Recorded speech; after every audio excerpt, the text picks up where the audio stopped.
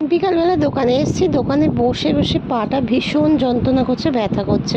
আর দোকানে এলে এটা একটানা তো বসে থাকতে পারি না, সেই জন্য হচ্ছে প্রচণ্ড পায়ে ব্যথা করে, যন্ত্রণা করে। তখন ওই যে একটুখানি এদিক ওদিক করে হাঁটাহাঁটি করি, কিন্তু বাইরে কোথাও যেতে পারি না। এই দোকানের মধ্যে একটু এদিক ওদিক করে হাঁটাহাঁটি করি যাতে পায়ের ব্যথাটা একটু কমে।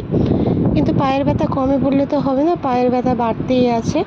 আর এদিকে হচ্ছে শরীরটা ভীষণ খারাপ, শরীরটা এতটাই খারাপ, মানে পেটটা এত সমস্যা করছে, সেই জন্য ম্যাডামের কাছে ফোন করা হয়েছিল।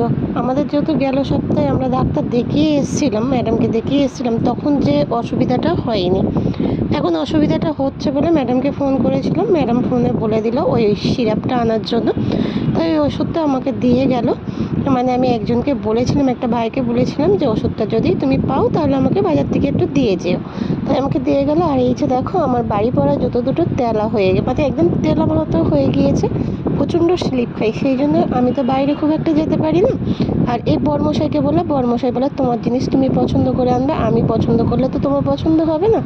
সেই জন্য বাড়ি বসেই আমি এই যে ফ্লিপকার্ট থেকে এই জুতোটাকে অর্ডার করেছি। কেমন হয়েছে তোমরা অবশ্যই একটু কমেন্ট করে জানিও।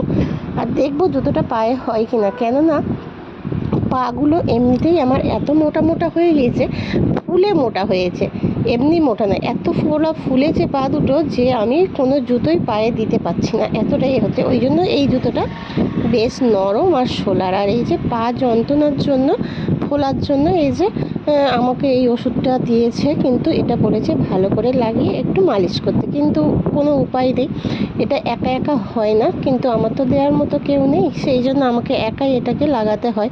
কিন্তু আমি এটাকে মালিশ করতে ভালো করে পারি না, জাস্ট একটুখানি শুধু লাগিয়েই দিই। আর এই যে দেখো পাগুলো একটা করে হাতির মতো হয়ে গিয়েছে, হাতির পা যেমন ঠিক আমার পাগুলো তেমনই হয়ে গিয়েছে। আমি নিজেকে নিজে পাগুলো দেখি আর হাসি, জানো তো। কিন্তু এদিকে পাও ভালো করে আমি পেতে হাঁটতে পারি না, যে পা পেতে ভালো করে হাঁটবো হাঁটতে পারি না, এদিকে একটু যে ভালো করে মালিশ করব সেটাও করতে পারি না। তা ভীষণ পায়ে যন্ত্রণা হচ্ছে, সেই জন্য আমি একটুখানি খাবার খেয়ে আজকের রাতে কিন্তু রুটি করিনি, আজকের রাতে ভাত করেছিলাম, ওবেলার তরকারি ছিল সেই দিয়েই ভাত খাওয়া হবে সবাই। সেই জন্য বড়মশাইকে বললাম যে আজকের রাতে ভাত খাওয়া হোক।